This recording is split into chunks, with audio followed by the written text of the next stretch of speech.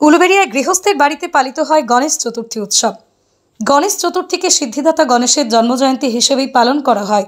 আর 27শে August বুধবার গণেশ চতুর্থীতে সর্বত্র পুজোর উৎসব। বলা হয় শিব এবং পার্বতীর পুত্র গজানন অর্থাৎ গণেশ হিন্দুদের বুদ্ধি, সমৃদ্ধি, সৌভাগ্যের দেবতা হিসেবে পরিচিত। গণেশ পুজো ভারতের প্রায় সর্বত্রই অনুষ্ঠিত হয়।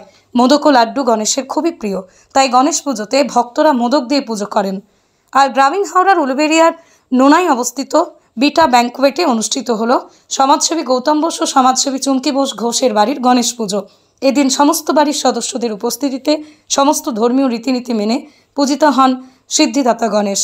এদিন সন্ধ্যায় সকলের জন্য ভোজেরও আয়োজন করা হয়। এদিন সমাজসেবী চুমকি বোস ঘোষ বাড়ির পুজো নিয়ে ঠিক কি বললেন শুনুন।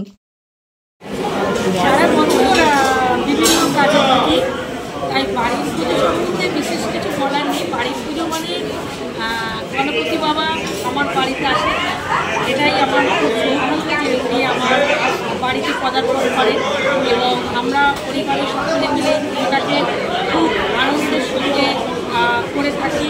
আমাদের কাছের মানুষজনকে একসঙ্গে করে আমরা একটা পারিবারিক একটা দিন আমরা সুন্দরভাবে কাটাই।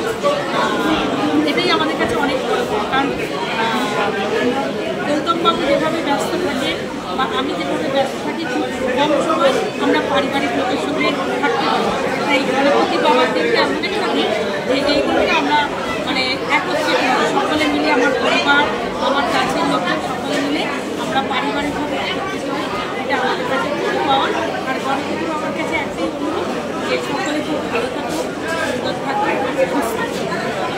এটা আমাদের পঞ্চম বছরে পড়লো। অনেক ধন্যবাদ যে আমাদের